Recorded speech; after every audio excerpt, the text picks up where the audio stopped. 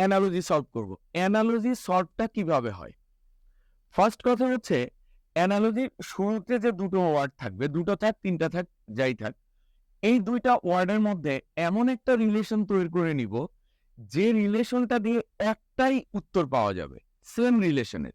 যদি যে রিলেশনটা তৈরি করব, ওই রিলেশনে যদি একের অধিক উত্তর পাওয়া যায়, তাহলে ওই রিলেশনটা কি? ভুল। মনে রাখবা যেকোনো রিলেশনে একের অধিক মানেই কি? ওগুলো ফলস রিলেশন। তো একটা রিলেশন তৈরি করে নিব, তার একটাই উত্তর পাওয়া যাবে, একাধিক না। যদি একাধিক পাওয়া যায়, ওই রিলেশন বাদ দিয়ে নতুন করে আরেকটা রিলেশন তৈরি করতে হবে। যেমন দেখো, কার্পেন্টার কাঠমিস্ত্রি, স করাত। কাঠমিস্ত্রি করাত ইউজ করে। আমরা যদি ইউজ দিয়ে রিলেশন তৈরি করি তাহলে কি হবে?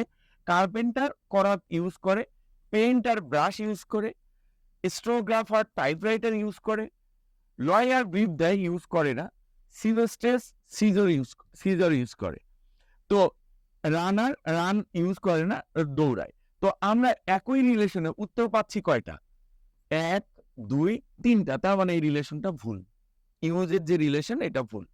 আমরা তাহলে দেখি কার্পেন্টার করাত দিয়ে কাঠ কাটে। তার মানে কি? কাটাকাটি রিলেশন। আমরা তাহলে এখন যে রিলেশনটা নিলাম সেটা কি? কাটাকাটি।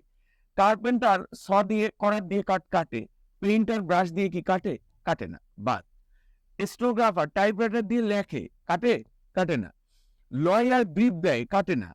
সিভেস্টেস মহিলা দর্জি সিজার কাঁচি দিয়ে কাপড় কাটে। তার মানে কি? আমরা এই কাটাকাটি রিলেশনে পেলাম কি? একটাই উত্তর। তাহলে উত্তর কি হবে? ডি। এটাই উত্তর।